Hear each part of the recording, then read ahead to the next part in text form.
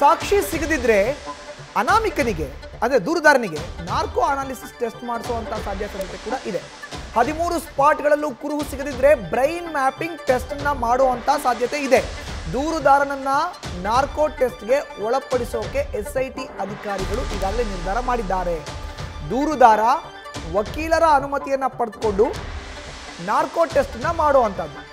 ಈಗಾಗಲೇ ಸುಳ್ಳು ಪತ್ತೆ ಪರೀಕ್ಷೆಗೆ ಸಿದ್ಧ ಅಂತ ಹೇಳಿದ್ದಾನೆ ದೂರುದಾರ. ಹೆಚ್ಚಿನ ಮಾಹಿತಿ ನೀಡ್ತಾ ಇದ್ರು ನಮ್ಮ ಪ್ರತಿನಿಧಿ ಕಿರಣ್ ನೋಡಿ, ಈಗ ಒಂದು ವೇಳೆ ಏನಾದರೂ ನೀವು ಉಲ್ಲೇಖ ಮಾಡ್ತಾ ಇದ್ರಿ ಮುಂದಿರುವಂಥ ಆಪ್ಷನ್ಸ್ ಬಗ್ಗೆ.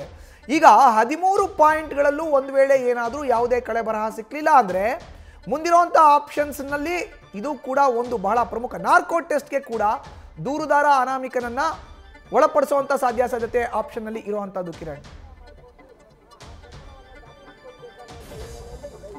ಖಂಡಿತ ಮಧು, ಇದು ಅಂತೆ SIT ಅಧಿಕಾರಿಗಳ ಮುಂದಿರುವಂತಹ ಹಲವಾರು ಆಪ್ಷನ್ಸ್ಗಳಲ್ಲಿ ಪ್ರಮುಖವಾದದ್ದು ಇದು ನಾರ್ಕೋ ಅನಾಲಿಟಿಕ್ಸ್ ಟೆಸ್ಟ್ ಮತ್ತೆ ಬ್ರೈನ್ ಮ್ಯಾಪಿಂಗ್ ಟೆಸ್ಟ್ ಅಂತಾನೆ ಹೇಳ್ಬೋದು. ಈಗಾಗಲೇ ಈ ಒಂದು ವಿಚಾರದಲ್ಲಿ SP ಅವರು ಈ ಒಂದು ಪ್ರಕರಣ SITಗೆ ಹ್ಯಾಂಡ್ ಓವರ್ ಆಗೋಕ್ಕಿಂತ ಮೊದಲು ದಕ್ಷಿಣ ಕನ್ನಡದ SP ಅವರು ಈ ವಿಚಾರದ ಮೇಲೆ ಕ್ರಮ ತಗೊಳ್ಳಿಕ್ಕೆ ಮುಂದಾಗಿದ್ರು.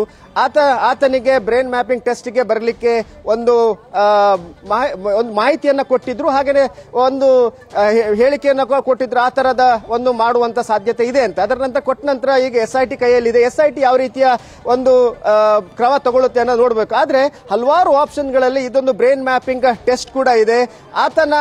ಈಗಾಗಲೇ ಆತ ನೀಡಿರುವಂತಹ ಒಂದು ಹೇಳಿಕೆ, ಏನು ವಿಚಾರಣೆ ಸಂದರ್ಭದಲ್ಲಿ ಹೇಳಿಕೆ ನೀಡಿದ್ದಾನೆ ಅದು ಮತ್ತೆ ಪತ್ರದಲ್ಲಿ ಕೂಡ ಉಲ್ಲೇಖ ಆಗಿರುವಂತ ನಾನು ಬ್ರೈನ್ ಮ್ಯಾಪಿಂಗ್ ಟೆಸ್ಟ್ ಅಥವಾ ನಾರ್ಕೋ ಅನಾಲಿಸಿಸ್ ಟೆಸ್ಟ್ಗೂ ಕೂಡ ನಾನು ಸಿದ್ಧನಿದ್ದೇನೆ ಅನ್ನೋದು.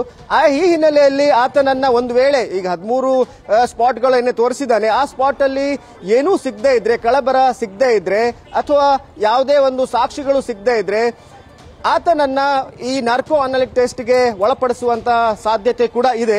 ಅದು ಕೂಡ ಆತನ ಒಪ್ಪಿಗೆ ಪಡೆದು, ಹಾಗೇನೆ ಆತನ ಯಾರು ವಕೀಲರಿದ್ದಾರೆ ಅವರೊಟ್ಟಿಗೆ ಸಮಾಲೋಚನೆ ನಡೆಸಿ ಆತನ ಅನುಮತಿ ಪಡೆದು ಆತ ಈ ಒಂದು ನಾರ್ಕೋ ಅನಾಲಿಟಿಕ್ಸ್ ಟೆಸ್ಟ್ಗೆ ಒಳಪಡಿಸುವಂತ ಸಾಧ್ಯತೆ ಕೂಡ ಇದೆ. ಮಧು, ಧನ್ಯವಾದ ಕಿರಣ್ ನಿಮ್ಮ ಮಾಹಿತಿಗೆ. ನ್ಯೂಸ್ ಫಸ್ಟ್ ನಿರ್ಭೀತಿಯಿಂದ ನಿಮ್ಮ ಪರವಾಗಿ.